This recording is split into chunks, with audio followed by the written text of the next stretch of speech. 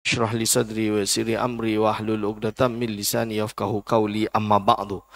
Kepada yang terhormat pengerusi, para asatizah, para imam, para bilal, para masyayikh, para a'immah, para duat di masjid yang mulia ini, wabil khusus kepada segenap hadirin wal hadirat hafizakumullah.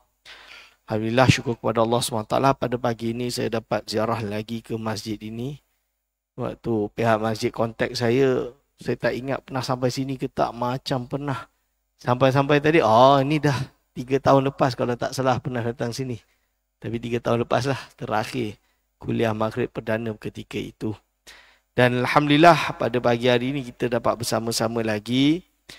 Cuma kuliah subuh pada awal Muharram atau 1 Muharram kali ini adalah penjelasan fatwa berkenaan dengan atau berkaitan Ahli Sunnah wal Jamaah Negeri Selangor Darul Ihsan, yang mana fatwa ini telah diwartakan kalau tak salah 2 minggu lepas dan diminta dari pihak kerajaan, Majlis Agama Islam dan segenap iaitu kita punya ulil amri meminta untuk menjelaskan ke masjid-masjid, ke masyarakat penduduk dan rakyat negeri Selangor seluruhnya agar mengerti fatwa ini, faham, dan ia juga akan dibentangkan di sidang Dewan Undangan Negeri yang sesi yang akan datang.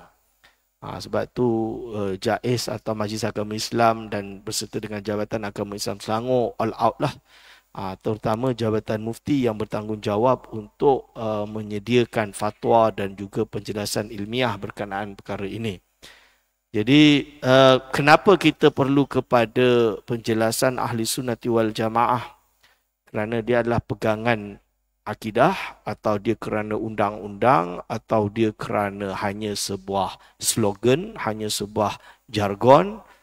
Tentunya dia adalah datang daripada pesanan dan juga wasiat baginda Nabi Muhammad sallallahu alaihi wasallam. Apakah wasiat baginda sallallahu alaihi wasallam? Dia datang daripada hadis Nabi sallallahu alaihi wasallam yang mana baginda sallallahu alaihi wasallam mengatakan ada sintani wa sab'una finnar. Ada 72 golongan di dalam Islam ini akan masuk dalam api neraka, dalam erti sesat, bukan kufur ya. Tapi wa wahidatun fil jannah, hanya satu dalam syurga. Siapakah ia? Wahya al jamaah. Satu riwayat menggunakan istilah jamaah. Jamaah ni berarti majoriti lah. Riwayat yang lain dia lebih spesifik lagi, la yajma'ullahu ummati hadhil ummat ala dalalati abadan wa yadullahi alal jamaah.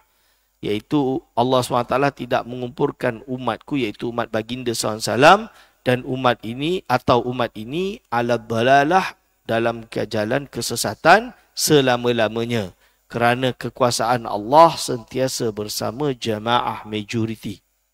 Fa idza ra'aitumul ikhtilafan, kalau kalian semua melihat perbezaan pendapat, fa alaikum bisawadil a'zam, maka kalian semua kenalah pegang kepada sawad a'zam, iaitu majoriti, juga maksud dia sama.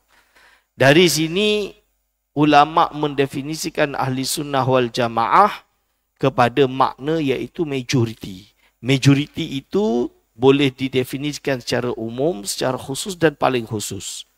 Ni kita nak terangkan secara ilmiah. Ni sikit ilmiah dia awal sikit, lepas tu insya-Allah mudah.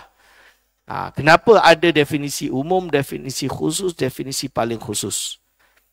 Kerana memang pendapat ulama sesuai dengan konteks masing-masing. Dia ada konteks masing-masing.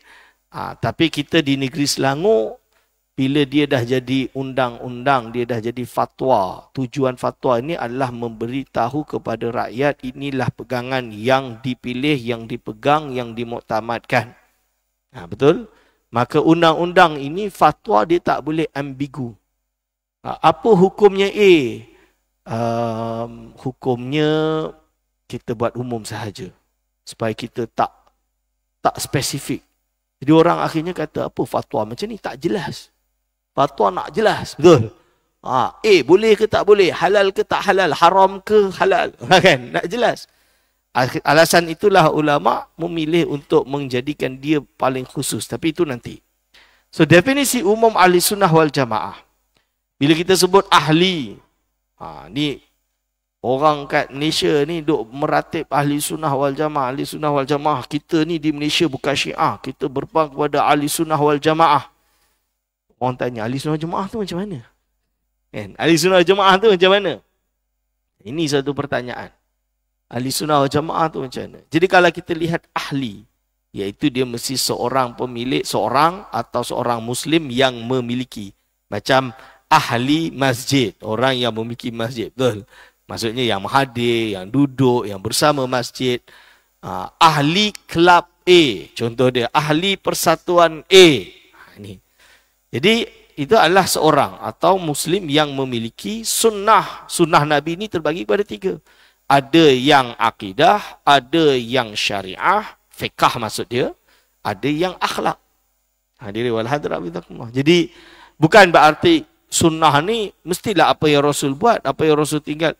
Iaitu kita nak tahu apa itu akidah dia, kita pegang pada konsep tadi. Betul? Apa yang diucapkan Nabi, apa yang dilakukan Nabi dan apa yang ditakrirkan Nabi. Takrirkan Nabi itu apa? Dia tengok, dia diam. Dia tak larang. Ini berarti jadi syariat.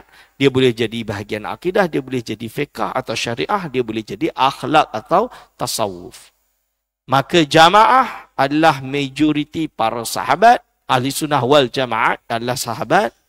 Lalu yang kedua adalah para ulama dan mujtahid muktabar dari kalangan generasi salaf dan khalaf.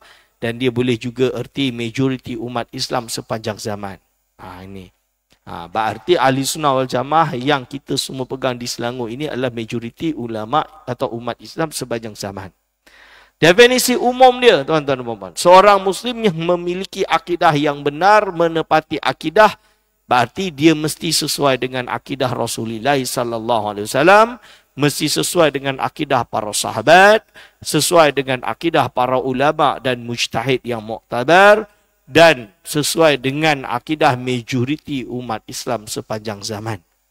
Ada tambahan, man syadza finnar. Barang siapa yang dia pelik, maka dia duduk neraka. Paling syadza ni maksud dia pelik.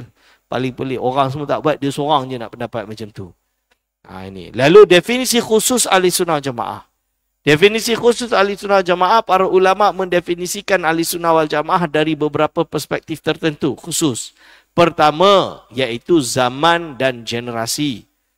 Yang kedua, melihat dari segi manhaj akidah dia. Yang ketiga adalah madrasah akidah dia. Lepas tu madhab fiqah dia. Dan yang kelima sumbangan dan peranan. Dari sudut masa.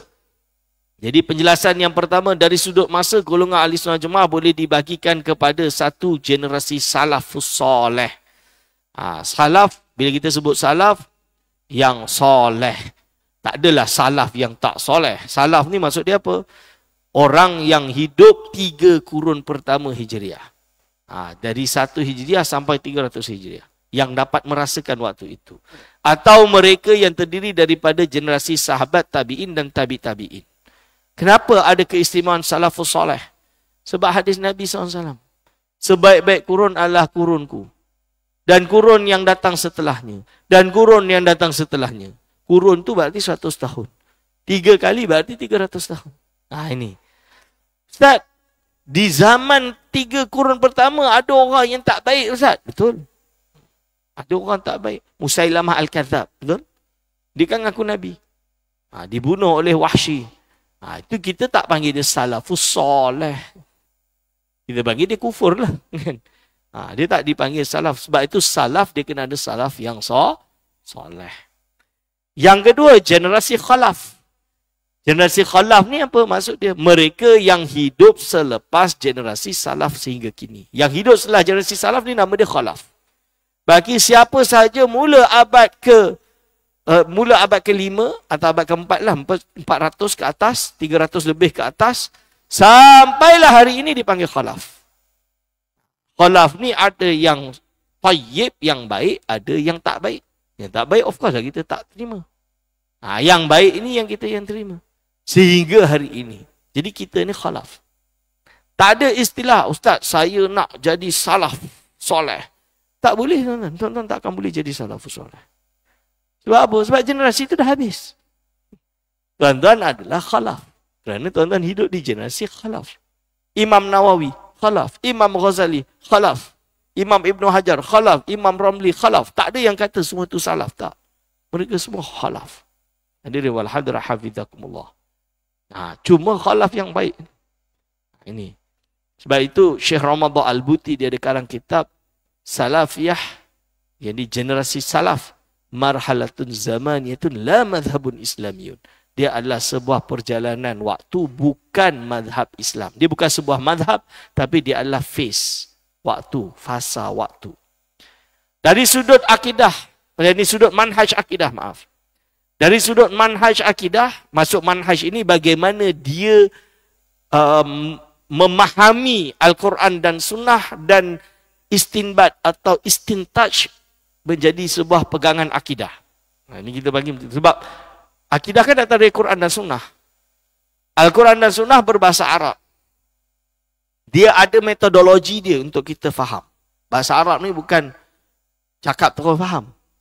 Dia ada metodologi dia. Bahasa ni macam-macam orang boleh guna. So apa dia kata? Pertama, manhaj pertama adalah pakai dalil nakli. Golongan yang hanya merujuk pada dalil-dalil Quran dan Sunnah sahaja. Ya, ini termasuk manhaj ahli sunnah. Kedua, akli dan nakli. Golongan yang bergabungkan dalil-dalil akli dan nakli. Ini adalah pendekatan majoriti para ulama. Means kita jangan menafikan akal, kerana Quran penuntut kita gunakan akal. Tapi gabung dua-dua. Akli dan nakli. Yang ketiga adalah akli, nakli dan kashfi. Dia bukan hanya akli, dia bukan hanya nakli, tapi mereka juga kadang mengalami suatu keadaan, iaitu terjadinya kasyaf. Terutama di kalangan golongan Sufiyah. Seperti Syekh Abdul Qadir Jailani dan lain-lain. Pun juga termasuk. Disebut oleh ulama. Diterima. Dari sudut mazhab akidah, maka kita boleh nampak. Daripada manhaj tadi, lahirlah golongan yang dipanggil golongan Asy'ariyah. Iaitu golongan yang mengikut manhaj Imam Abul Hasan Al-Asy'ari. Dia menggabungkan dalil akli dan nakli. Ada golongan Al-Maturidiyah, golongan yang mengikut manhaj Imam Abu Mansur Al-Maturidi. Dia juga menggabungkan akli dan nakli. Lalu golongan Athariyah, golongan Ahlul Hadis, golongan yang mengikuti manhaj Imam Ahmad bin Hanbal, iaitu golongan nakli sahaja. Yang keempat, As-Sufiyah. Sebahagian ulama menjadikan para ulama Sufiyah sebagai salah satu cabang madrasah ilmu, bukan amali semata-mata bagi akidah Ahlussunnah Jemaah, kerana mereka mempunyai manhaj kashfi atau tauhid syuhud atau dzauqi. Ini.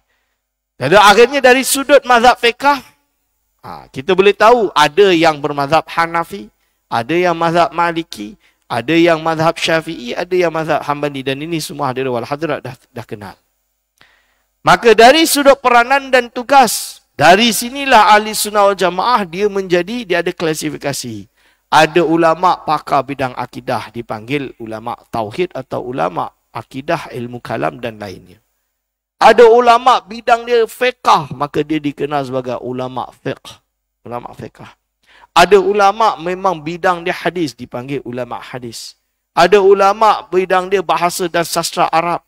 Ada ulama Al-Quran, dia adalah tafsir Al-Quran. Dialah yang hafal Al-Quran. Dia juga yang menggunakan, yang pakar dalam kiraat Al-Quran. Pun ada. Ulama tasawuf pun ada. Ulama yang memang khusus bidang tasawuf. Terkenal dengan ketokohannya dalam bidang tasawuf. Syekh Abdul Samad Falimbani misalnya. Dan ulama-ulama yang lain. Para pejuang jihad mempertahankan Islam seperti Sultan Muhammad Al-Fatih, dan Sayyidi Abdul Qadir Al-Jazairi dan lain-lain. Masyarakat umum dan pemerintah yang zahir di kalangan mereka syiar ahli sunnati wal jamaah. Ini. Maka kalau kita tengok pembahagian tadi itu, pembahagian khusus tadi, generasi zaman dan generasi, ada salaf, ada khalaf. Manhaj akidah ada nakli dan akli, lahir dipanggil golongan Asy'ariyah Maturidiyah. Ada yang fokus hanya dalil nakli sahaja, maka dia dipanggil golongan Athariyah atau Ahlul Hadis. Ada yang menggabungkan nakli, akli, tapi juga akhirnya kashfi dan qalbi, iaitu golongan Sufiyah. Ini. Mazhab fiqh, mereka yang berpegang pada nombor 3 tadi, madrasah akidah, juga secara fiqh pasti memiliki mazhab. Sama ada mereka menganut mazhab Syafi'i, mazhab Hanafi, mazhab Maliki atau mazhab Hambali. Dan mana lalu akhirnya terlahirlah sumbangan dan peranan, kita nampak ulama ni ada ulama akidah dan lain-lain. Ini. Lalu definisi paling khusus ahli sunnah wal jamaah.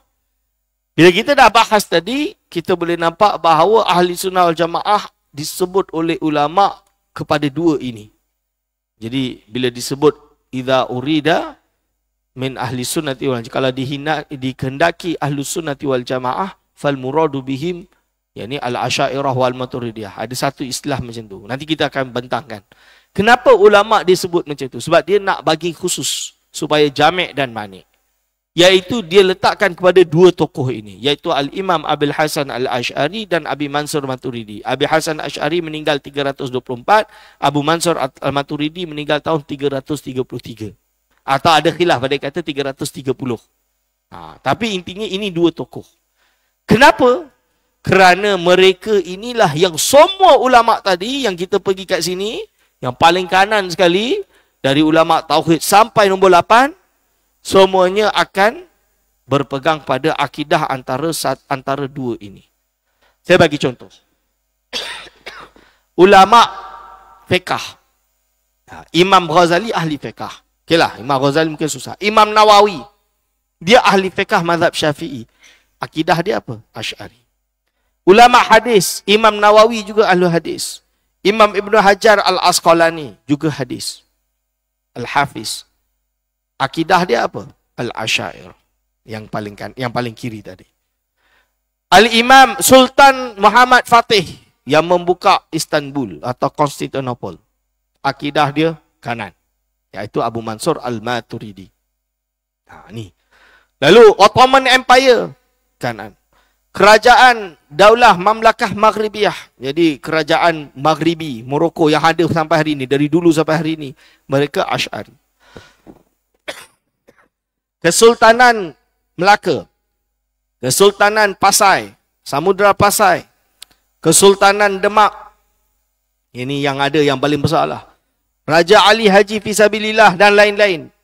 Kebanyakannya semua berpegang kepada yang kiri, Abul Hasan Al-Asy'ari. Jadi kita tak boleh lari. Siapapun ulama besar-besar semua antara kiri atau kanan. Ini. Lalu definisi ini digunakan dan dinyatakan oleh para ulama dalam kitab-kitab mereka setelah kemunculan Al-Imam Abul Hasan Al-Asy'ari, Abu Mansur Al-Maturidi. Jangan ada yang tanya pula, Ustaz, Rasulullah SAW akidah dia Asy'ari ke Ustaz? Of course lah tak. Kerana Abu Hasan Asy'ari datang kemudian. Tapi saya nak tanya, apakah Al-Imam Abul Hasan Asy'ari akidah dia bukan akidah Rasulullah SAW? Jawapannya, tentu akidah Imam Abul Hasan Asy'ari adalah akidah Rasulullah SAW. Sama macam orang tanya, Ustaz, Rasulullah mazhab dia apa? Rasulullah mazhab dia apa? Saya nak ikut mazhab Rasul, saya tak nak ikut Imam Syafi'i. Imam Syafi'i tak maksum. Mazhab Rasulullah maksum. Nak tanya tuan-tuan, Imam Syafi'i tak ikut Rasul ke? Imam Syafi'i tak ikut Rasul ke? Taklah Ustaz, saya ikut Rasul, saya tak ikut Imam Syafi'i. Berarti awak nak kata engkau lagi pandai daripada Imam Syafi'i memahami hadis Rasulullah SAW. Jawapannya, tentulah baginda SAW ikut Rasulullah SAW. Abu Hanifah ikut Rasulullah SAW. Imam Malik ikut Rasulullah SAW. Imam Ahmad bin Hanbal ikut Rasulullah SAW. Dan kenapa boleh ada 4 mazhab? Kerana semuanya memahami Al-Quran dan Sunnah ikut metodologi masing-masing. Sama dengan akidah. Ini. Hanya sahaja, bila datang setelah Imam Abu Hasan Asy'ari, orang mensandarkan kepada Abul Hasan kerana dia yang memetodologikan akidah Rasulullah SAW. Maksud metodologi itu macam fiqh lah. Imam Syafi'i memetodkan fiqh Imam Rasulullah SAW, maka jadilah mazhab Syafi'i. Abul Hasan Asy'ari memetodkan akidah menjadilah akidah Asy'ari. Ini. Begitu juga tasawuf. Jadi ulama Asy'ariyah dan Maturidiyah merupakan ulama yang menumpukan usaha mereka dalam bidang akidah Ahlussunnah Jamaah dan memberikan sumbangan paling besar dan ketara dalam bidang ini. Mereka sangat berjasa dalam mendepani firqah-firqah sesat yang muncul dan menolak syubhat-syubhat yang ditimbulkan oleh golongan yang menyeleweng.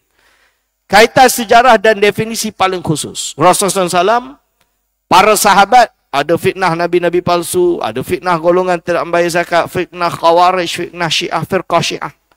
Ini zaman sahabat, tantangan dia waktu itu. Rasul, of course lah tak ada. Kerana lawan dia, kafir Quraisy. Jadi para tabi'in, maka muncul Qadariyah, Murji'ah, Mu'atilah, Jahmiyah, Mujassimah, Wasiliyah dan lain-lain. Lepas tu para tabi'in, ada isu khalqil Quran. Kata Al-Quran tu makhluk. Najariyah, Karamiyah, Mujassimah, Ghulat Hanabilah. Maka ulama pertama yang diberi gelaran Imam Ahli Sunnah wal Jamaah waktu itu adalah Al-Imam Abul Hasan Al-Ash'ari dan Al-Imam Abu Mansur Al-Maturidi. Ulama dia dipanggil ulama Asy'ariyah, ulama Maturidiyah. Kalau tuan-tuan ada yang kata, Ustaz saya nak sebut pun tak erti. Macam mana saya nak kata saya Ahli Sunnah Asy'ariyah Maturidiyah? Jadi kita kata, tuan-tuan dan puan-puan, orang kadang tak perlu mengenal tokoh Asy'ariyah Maturidiyah. Kira-kira tuan-tuan ngaji sifat 20 tak dulu? Waktu kecil ngaji sifat 20 tak? Ngaji sifat 20. Sifat 20 tu Asy'ariyah lah tu. Nak kabarkan. Jadi orang susah nak tahu, nak sebut pun susah. Sifat 20 boleh sebut. Boleh. Itulah Asy'ariyah. Lebih mudah dia macam tu. Lalu Imam Abul Hasan Ash'ari dan Abu Mansur Maturidi, akhir era salaf dan awal era khalaf. Sebab apa? Tengok ni. Jadi bila kita kata saya nak ikut salafus soleh, Imam Abu Hasan Ash'ari salafus soleh. Dia lahir 260, dia wafat 324. Imam Abu Mansur Maturidi ada khilaf, ada yang kata 248. Lebih kurang lah, kurang lebih. Meninggal 333. Hikmah ilahi. Kedua-dua imam utama Ahlussunnah Jamaah hidup di akhir era salaf dan awal era khalaf. Mereka menjadi penghubung antara generasi salafus soleh dan khalaf yang taib. So kita dapat lihat dua imam ini mereka membawa akidah Rasulullah SAW, para sahabat dan para ulama salafus soleh. Mereka tidak membawa sebarang akidah baru. Ada yang kata, Ustaz, dia buat yang baru, dia mengasaskan. Berarti zaman Nabi tak ada lagi akidah ahli sunnah. Bukan. Dia bukan mengasaskan. Dia bukan buat benda baru. Dia meneruskan, mentakrirkan. Mentakrirkan tu apa? Iaitu menetapkan ini akidah ahli sunnah wal jamaah. Iaitu apa? Akidah yang dia dapat daripada para tabi'in, para sahabat dari Rasulullah SAW. Ni. Itu maksud dia. Lalu dia sebut ulama Asy'ariyah, ulama mazhab Syafi'i, ulama Asy'ariyah, ulama mazhab Maliki. Maksud dia apa? Bila kita lihat orang-orang bermazhab Syafi'i, majoriti dia Asy'ariyah. Bila kita lihat ulama-ulama mazhab Maliki, majoriti juga Asy'ariyah. Ini. Kalau kita boleh lihat secara sanad dia, Imam Abu Hasan Ash'ari, dia ada murid Al-Imam Abul Hasan Al-Bahili, dia ada murid Abu Bakar Al-Baqilani, Ibnu Furak, Abu Ishaq Al-Isfarahini. Semuanya adalah mazhab Syafi'i kecuali Al-Baqilani yang bermazhab Maliki. Dari sinilah kalau pergi ke Maghribi, ke Morocco, utara Afrika, diorang Maliki tapi majoriti, bukan majoriti, semuanya Ash'ari. Semuanya adalah ahli sunnah. Jangan sama dengan kita. Bahkan sifat 20 disusun secara sistematik dalam bentuk silibus pengajian adalah di Tilimsan. Di Jazair, Algeria. Ulama mazhab Syafi'i, sebab itu kita di alam Melayu ni, kita mazhab Syafi'i. Automatik akidah kita pun ikut akidah Asy'ariyah. Macam Imam Ghazali. Oleh sebab itu, tokoh besar ulama Islam, kalau Hanafi apa Ustaz? Hanafi adalah dia akan lahir menjadi dipanggil mazhab akidah dia akidah Maturidiyah. Sebab itu di Turki dan lain mereka ikut Abu Mansur Al-Maturidi. Sebab Abu Mansur Maturidi berfikihkan fikih Imam Abu Hanifah. Hambali Ustaz. Imam Ahmad bin Hanbal, pengikut dia terbagi kepada dua. Fudala'ul Hanabilah, majoriti yang hebat di kalangan mazhab Hambali, mereka Ash'ari. Tapi ada Hasyawiyatul Hanabilah, minoriti dari mazhab Hambali yang menjadi Mujassimah, yang menjisimkan Allah SWT. Ini sebab itu ada satu ulama sebut imamani solihani bulia bi atba'isu. Dua imam yang soleh diuji dengan pengikut yang buruk, iaitu siapa? Maka disebut Imam Ja'far As-Sadiq, dia ahli sunnah. Tapi atba' dia, pengikut dia Syiah Rawafid. Yang kedua Ahmad bin Hanbal, ada pengikut dia yang menjadi Mujassimah. Ini. Oleh sebab itu ulama kata dalam kitab Imam Ibn Hajar Haytami, ini ulama di alam Melayu, yang dipakai oleh ulama di alam Melayu, Madrasah Mekah, al-muradu bis sunnah ma alaihi imama ahli sunnati wal jamaah Asy-Syaikh Abdul Hasan Asy'ari wa Abu Mansur Al-Maturidi. Yang dimaksudkan dengan sunnah apa yang dipegang oleh dua imam ahli sunnah, iaitu Syekh Abdul Hasan Asy'ari dan Abu Mansur Al-Maturidi. Dalam Ittihafus Sadatil Muttaqin, idza utliqa ahlus sunnati wal jamaah fal muradu bihim al-asy'ariyatu wal maturidiyah. Bila dimutlakkan ahli sunnah jamaah, maka yang dimaksud dengan mereka adalah Asy'ariyah dan Maturidiyah. Dalam mazhab Hanafi, dia ini adalah Maturidi macam saya sebut, dia sendiri kata ahli sunnah wal jamaah mereka adalah Asy'ariyah Maturidiyah, mereka sepakat kecuali dalam masalah yang sedikit. Lalu apa? Arja'aha ba'duhum ila khilafil lafzi. Yang terjadi perbezaan ini hanya khilaf lafzi sahaja, khilaf secara bahasa saja. Okey.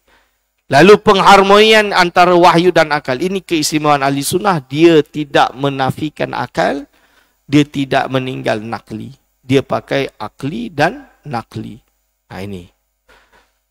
Lalu pendekatan yang seimbang dan menyeluruh Al-Asy'ariyah Maturidiyah, nakli, dari dalil nakli pergi kepada akli. Mendahulukan nakli, mengakhirkan akli. Seperti contoh Imam Nawawi dan Imam Ibn Hajar Al-Asqalani. Imam Ghazali seimbang, dalil akli dan nakli. Sama-sama pakai. Dan ini kita di alam Melayu pegang Imam Ghazali. Ada yang mendahulukan akal, mengakhirkan nakli. Imam Fakhruddin Ar-Razi dan Sa'duddin Taftazani. Maka manhaj penulisan kitab akidah yang paling lengkap, Asy'ariyah Maturidiyah, manhaj ahli hadis Imam Baihaqi.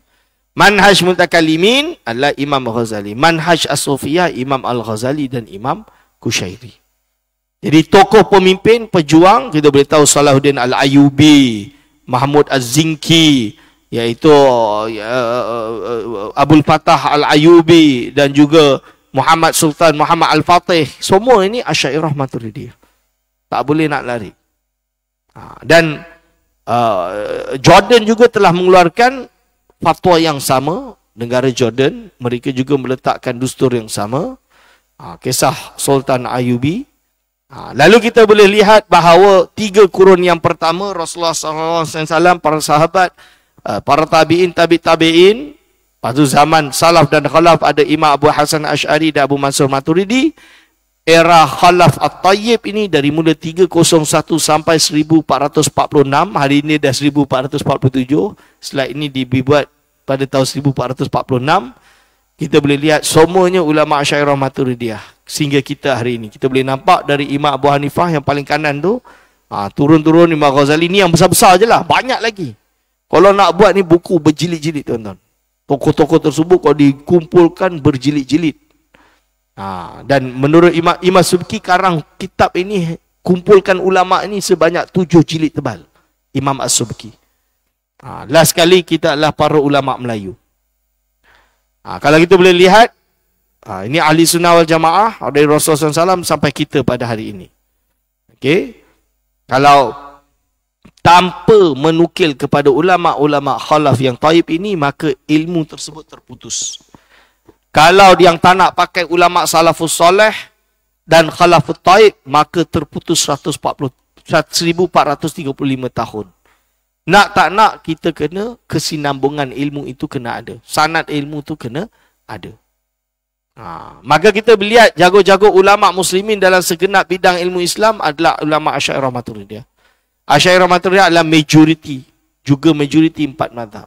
Asy'ariyah Maturidiyah juga majoriti umat Islam, ulama berwibawa, dan juga mereka adalah tokoh-tokoh utama ulama Asy'ariyah di dalam pelbagai disiplin penting ilmu syariah. Sehingga kan orang kata, kalaulah disesatkan Asy'ariyah Maturidiyah ni, tidak ada lagi ilmu Islam yang kekal di dunia ini. Semuanya dianggap lahir daripada ulama yang sesat. Sebab semuanya akan kembali kepada golongan ulama Asy'ariyah Maturidiyah. Hatta ilmu hadis. sekalipun. Rumusan, definisi paling khusus Ahli Sunnah Jemaah, iaitu paling ramai tokoh, paling lengkap, paling fokus, paling banyak karangan, paling banyak berjasa. Lalu bagaimana kita di alam Melayu? Kita mulakan di Malaysia, di alam Melayu seluruhnya, iaitu boleh kita rujuk amanat Tuan Guru Syekh Abdullah Fahim.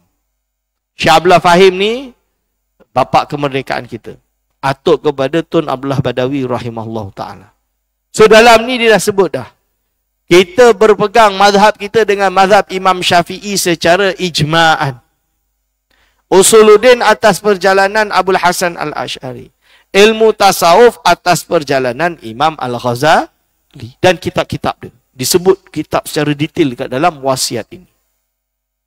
Manhaj Ahli Sunnah Jemaah di tanah Melayu atau Malaysia, kalau iman, akidah, Imam Abul Hasan Al-Asy'ari. Fiqh, Imam Asy-Syafi'i. Tasawuf, Imam Ghazali. Ketiga-tiga tokoh ini mujaddid. Bila kita kata nak tajdid, dia orang ni mujaddid. 3, 2 dengan 5. Abad. Kalau di Malaysia, perlu ke untuk mendefinisikan secara khusus Ahli Sunnah Undang-Undang Tubuh Negeri Kelantan? Dia sebut dah tahun 40 berapa, dah lama dah dulu ni. Ahli Sunnah Jemaah maknanya ialah mazhab Abu Hasan Asy'ari dan Abu Mansur Maturidi dan orang yang mengikut jejak langkah keduanya. Saya dimaklumkan oleh piut kepada Tok Kenali yang masukkan ini dalam Undang-Undang Tubuh Negeri Kelantan adalah Tok Kenali. Lalu Warta Kerajaan Negeri Johor pada tahun 2016 keluar sebuah fatwa yang diwartakan prinsip akidah Ahli Sunnah Jemaah juga menetapkan, iaitu Imam Abu Hasan Asy'ari, Abu Mansur Maturidi, mazhab Imam Syafi'i, Imam Junaid dan Imam Al-Ghazali. Di Negeri Sembilan tahun 2016 juga disebutkan Imam Abu Hasan Asy'ari, Abu Mansur Maturidi, mazhab Syafi'i, mazhab Hanafi, Maliki dan Hanbali, Imam Junaid Baghdadi dan Imam Ghazali. Negeri Kedah tahun 2016 keluar fatwa juga yang sama. Dia jelas yang sama. Lalu Negeri Sabah 2017. Ini fatwa dia. Lalu di Melaka pula dia tak keluar fatwa, dia terus jadikan enactment dalam Undang-Undang Negeri Melaka, dikeluarkan dalam pindaan Section 2 kepada akidah Ahli Sunnah Jemaah, Asy'ariyah Maturidiyah, Syariah mengikut mazhab Syafi'i. Di Perak dikeluarkan deklarasi yang jelas, deklarasi Ipoh, diterjemahkan dalam 3 bahasa. Lalu ini detail dia. Kalau yang tak nampak boleh baca lebih dalam. Lalu di negeri Terengganu ada fatwa yang diwartakan tahun 2021 menerangkan yang sama, Asy'ariyah Maturidiyah. Jawatankuasa Muzakarah MKI yang memayungi seluruh Malaysia, di mana mufti-mufti berada di situ, telah meletakkan bahawa pada tahun 2024 Disember, umat Islam hendaklah berpegang kepada pegangan Ahli Sunnah Jemaah dari aspek akidah berdasarkan manhaj Asy'ariyah Maturidiyah, dari segi syariah berpandukan mazhab Syafi'i serta mazhab muktabar yang lain seperti Hanafi, Maliki dan Hanbali, manakala dari segi tasawuf berpegang pada Imam Junaid, Imam Ghazali serta aliran tasawuf yang sahih dan muktabar. Ini yang telah ditandatangani oleh Datuk Noh Gadut. Lalu di Negeri Sembilan masuk enactment kembali tahun 2024, iaitu tahun lepas keluar, iaitu Ahli Sunnah Jemaah tafsiran tersebut dalam enactment pentadbiran Islam. Negeri Pahang keluar fatwa tahun 2025, tahun ini, juga meletakkan, dan yang menarik dia ditambah ciri-ciri. Dan perkara ini, fatwa ini dibentangkan di hadapan Duli Yang Mulia Sultan Pahang, Sultan Raja Abdullah, dan dihadiri oleh kerabat diraja dan seluruh ketua-ketua unit, ketua-ketua jabatan, semuanya kena hadir. Lepas tu dibentangkan ini, Duli Yang Mulia Sultan bertitah bahawa tuanku nak yang paling kanan ni paling penting, ciri-ciri. Ciri-ciri Ahli Sunnah Jemaah. Maka rumusan dia Ahli Sunnah Jemaah seperti yang kita terangkan tadi. Lalu bagaimana dengan Selangor? Koma semua kat Selangor, bukan kat Pahang, tuan-tuan. Selangor macam mana? Kita rujuk kepada sejarah Raja Lumu, raja pertama negeri Selangor, Sultan pertama, Sultan Salahuddin. Dia keluarga Raja Haji Fisabilillah. Yang mana ada cucu bernama Raja Ali Haji Fisabilillah yang menulis riwayat sejarah keluarganya bernama Tuhfatun Nafis. Dari sini lahirlah nanti daripada Sultan atau Raja Lumu, Sultan yang kelima, Sultan Alauddin Sulaiman Shah, yang mengarang kitab Pohon Agama, yang menjadi asas kepada akidah di Selangor. Dan kita tahu waktu itu ada Syekhul Islam, belum ada mufti, Tengku Mahmud Zuhdi.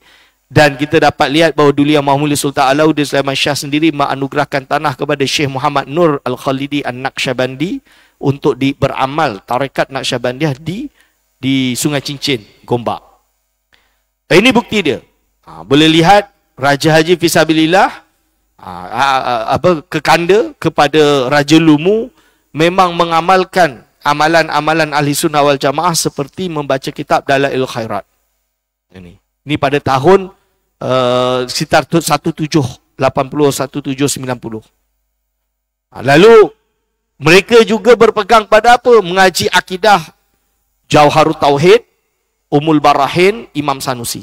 Ini disebut dalam kitab uraian kat tengah tu. Lalu dari segi kitab fiqah dia Syafi'i. Dan kitab tasawuf dia Imam Al-Ghazali. Ini. Dan mereka beramal dengan ilmu tasawuf dan ilmu tariqah. Lalu kitab Pohon Agama Sultan Alauddin Sulaiman Shah. Ini ada sampai hari ini dan insya-Allah kita akan terbitkan, istana akan terbitkan.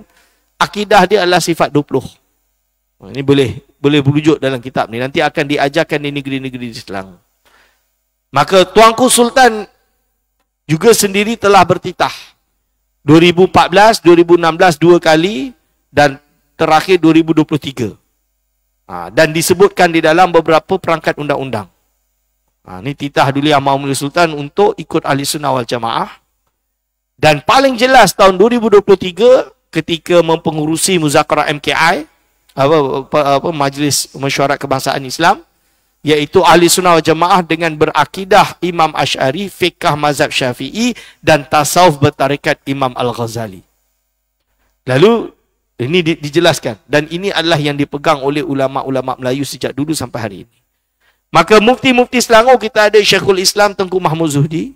Mufti-mufti yang kita tahu ni semuanya sampailah Datuk Anha yang pada ini, Datuk Siti Anha juga adalah berpegang kepada Ahli Sunnati wal Jamaah Asy'ariyah Maturidiyah yang telah disebutkan tadi. Para ulama Selangor ini ulama Asy'ariyah Maturidiyah yang besar di Selangor. Boleh tambah lagi banyak. Ini sebahagian yang dapat kami kumpulkan. Fatwa-fatwa berkaitan Ahli Sunnah wal Jamaah. Kita boleh lihat di beberapa tempat ini. Khutbah juga telah disebutkan dalam khutbah Jumaat. Ini dah lama. Persinambungan yang dari dulu, dari zaman kesultanan-kesultanan yang awal ditubuhnya negeri Selangor sampai hari ini bersinambungan. Maka oleh sebab itu atas titah duli Yang Maha Mulia Sultan Selangor perlu ada tafsiran yang jelas Ahli Sunnah Jamaah supaya Ahli Sunnah Jamaah tidak dicuri, tidak disalahfahami. Maka keluarlah fatwa yang ada di depan tuan-tuan ini. Yang fatwa tersebut saya bacakan yang paling penting di bawah sekali. Tafsiran Ahli Sunnah Jamaah adalah berdasarkan perkara berikut. Dari sudut akidah dan tauhid mengikut manhaj Imam Abu Hasan Al-Asy'ari, Imam Abu Mansur Al-Maturidi, ulama Asy'ariyah dan Maturidiyah. Dari sudut syariah dan fiqh mengikut Imam Syafi'i, atau dalam keadaan tertentu mengikut mana satu mazhab Hanafi, Maliki atau Hambali, atau ijtihad hukum oleh jawatan kuasa fatwa. Benda baru kita kena ijtihad. Tasawuf ikut iaitu manhaj Imam Junaid Al-Baghdadi, Imam Al-Ghazali dan ulama sufi yang muktabar. Dan yang paling penting nombor 8, mana-mana orang Islam dilarang untuk mengamalkan dan menyebarkan sebarang fahaman dan amalan yang bertentangan dengan pegangan dan amalan Ahli Sunnah wal Jamaah. Maksud dia apa? Oh, berarti saya tak tahu apa itu Asy'ariyah, macam mana saya nak Ahli Sunnah, Ustaz? Dan saya bersalahlah kalau nombor 8 ni. Bukan. Yang tidak boleh dia berpegang dengan perkara yang menyalahi. Contoh dia apa? Akidah sifat 20 ni tak boleh pakai. Akidah sifat 20 ni adalah Greek Yunani. Ini menyalahi. Sebab apa? Sebab dia menolak pegangan majoriti umat Islam di seluruh dunia. Ini adalah yang disebutkan ciri-ciri tadi. Boleh dibaca di sini. Dan slide ini adalah public. Dia boleh dibaca, boleh diambil. So, di sini jelas. Satu persatu kita punya ciri-ciri kita sebutkan. Dan insyaAllah dia akan jadi fatwa dalam fatwa yang lagi satu. Lalu umat Islam apa majoriti ini dia dah sebut, nanti kita okey. Yang paling penting ini juga, iaitu FAQ, frequent answer and question, tentang ahli sunnah wal jamaah, tentang apakah bila kita mendefinisikan ahli sunnah wal jamaah kepada Asy'ariyah Maturidiyah ini berarti kita jadi ekstrim, banyak yang guna istilah ekstrim. Jawapan dia tidak. Kerana justru dalam Asy'ari Maturidi kita melarang mengkafirkan mana ahli kiblat. La nukafiru ahadan min ahlil kiblat. Ini hadirin wal hadirat hafizakumullah. Lalu siapa sahaja ulama yang kita kenali, kita tahu Imam Ghazali, Imam Nawawi, Wan Daud Al-Fatani, Syekh Abdul Samad Falimbani, Syekh Wan Ahmad Al-Fatani, Raja Ali Haji. Ini semua adalah golongan ulama ahli sunnah jemaah. Wali Songo Kesultanan Melaka, University Al-Azhar dekat Mesir, University Al-Qarawin yang dekat Fes, kat Morocco, semuanya ahli sunnah. Di peringkat negeri Selangor, kita dah tahu Duli Amah Mulid Tuanku Sultan yang pertama, Raja Lumu, sampailah hari ini, semuanya berpegang kepada sifat 20. Okey? Jadi kenapa kita perlu khususkan takrifan ahli sunnah wal jamaah? Sebab kita nak ada penjelasan yang jelas. Siapakah ahli sunnah wal jamaah? Sebab apa? Undang-undang dia tak boleh bersifat blanket. Blanket ni apa? Dia boleh tu, boleh ni, boleh tafsiran yang banyak. Tak boleh. Dia kena jelas. Dan ini jelas dalam ilmu perundangan, siapa lawyer, siapa judge, dia akan tahu benda ni. Lalu kenapa tidak memasukkan ahli hadis dalam tafsiran ahli sunnah jemaah? Sebab ahli hadis ini kita dah terangkan, dia adalah bidang fan ilmu. Dia bukan akidah, dia bukan madhab. Dia adalah manhaj yang saya sebut tadi. Iaitu istimbat daripada Al-Quran dan Sunnah. Maka tak betul kalau kita letakkan dia sebagai tafsir ahli sunnah. Dia adalah bidang. Contoh dia Imam Nawawi. Imam Nawawi ahli hadis. Akidah dia apa? Asy'ari, betul? Kita tak kata akidah dia ahli hadis. Kita kata akidah dia Asy'ari. Tapi dia itu seorang ahli hadis. Kalau kita letak ahli hadis, contoh dia kalau ada Syiah, dia cerdik, dia hafal 200,000 hadis. Dia jadi ahli sunnah lah, tuan-tuan. Sebab apa? Yang dimaksud ahli hadis, orang yang menguasai ilmu hadis. Orang Syiah pun ada ahli hadis. Kulaini dia hafal berapa ratus ribu hadis. Ini. So tak boleh lah. So istilah tersebut is not correct kalau kita guna ahli hadis. Loh, kenapa tidak diumumkan sahaja syarat mufti atau jawatan-jawatan tersebut dengan seorang Islam? Lagilah susah, tuan-tuan. Kalau hanya Islam, Syiah Islam juga, tuan-tuan. Hari ini Syiah perang dengan Israel. Kita pun banyak, saya sendiri keluar video. Kita bersama Iran walaupun dia Syiah. Sebab apa? Tak nak dia ahli kiblat. Sokong mana? Zionis atau sokong Syiah? Kita bukan nak terima akidah dia. Kita tolak akidah dia. Kita tolak bid'ah dia. Kita tolak kesesatan dia. Tapi dalam bab lawan Zionis, of course kita bersama. Hadirin wal hadirat hafizakumullah. Ini. Jadi kalau kita letak Islam sahaja, Syiah pun boleh jadi mufti ni.